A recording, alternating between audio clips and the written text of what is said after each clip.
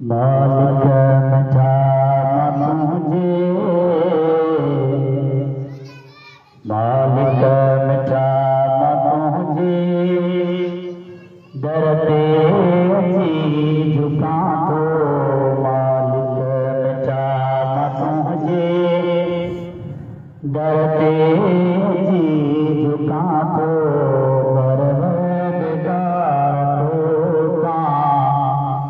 माफ़ी अची घुरा तो, परवरदिगार तोखां माफ़ी अची घुरा तो। मालिक मिठा तुंहिंजे, मालिक मिठा तुंहिंजे, दर ते अची झुकां तो। परवरदिगार माफ़ी अची घुरा तो। परवरदिगार तोखां माफ़ी अची घुरा तो। अणपुट गुनाह कया तोखां बुझात नाहिनि। अणपुट गुनाह कया तोखां बुझात नाहिनि। अणपुट गुनाह कया तोखां बुझात नाहिनि। अणपुट गुनाह कया तोखां बुझात नाहिनि। आसी वॾो माया, ॾोही वॾो माया, इकरार भी कयां तो। परवरदिगार तोखां माफ़ी अची घुरा तो। मालिक मिठा तुंहिंजे, मालिक मिठा तुंहिंजे, दर ते अची झुकां तो। परवरदिगार तोखां माफ़ी अची घुरा तो। गफ़लत में मुंहिंजा मौला सारी उम्र गुज़ारी। गफ़लत में मुंहिंजा मौला सारी उम्र गुज़ारी। गफ़लत में मुंहिंजा मौला सारी उम्र गुज़ारी। गफ़लत में मुंहिंजा मौला सारी उम्र गुज़ारी।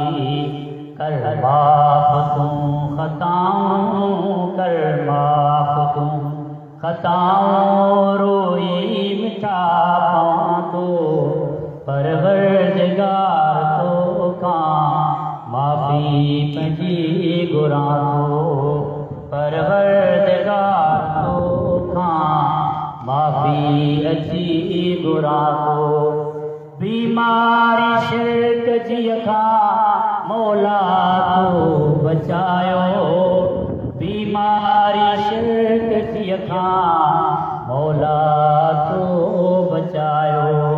बीमारी शिरक जी खां रब तो आहे बचायो। बीमारी शिरक जी खां मौला तो बचायो। महबूद हिकु तूं आहीं, महबूद हिकु तूं आहीं, हक़ ॻाल्हि हीअ लिखां थो।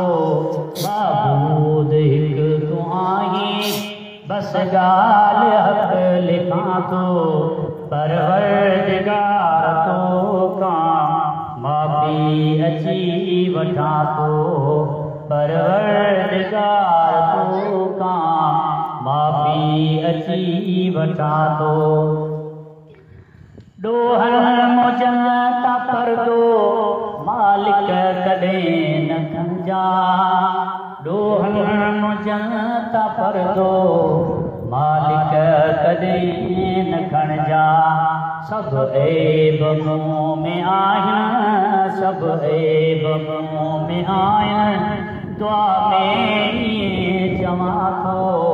परवरदिगार तोखां माफ़ी माफ़ी अची घुरां थो मालिक मिठा मां तुंहिंजे मालिक मिठा मां तुंहिंजे दर ते अची झुकां थो परवरदिगार तोखां माफ़ी अची वठां थो शर्मिंदो ॾाढो आहियां पर ना उमीद न आहियां शर्मिंदो ॾाढो आहियां पर ना उमीद न आहियां बख़्शी दे रब कीरे खे बख़्शी दे रब सभिनि खे उम्मीद हीअ रखां थो परवरदिगार तोखां माफ़ी अची घुरां थो मालिक मिठा मां तुंहिंजे मालिक मिठा मां तुंहिंजे दर ते अची झुकां थो परवरदिगार तोखां माफ़ी अची घुरां थो। जज़ाकल्लाह खैर।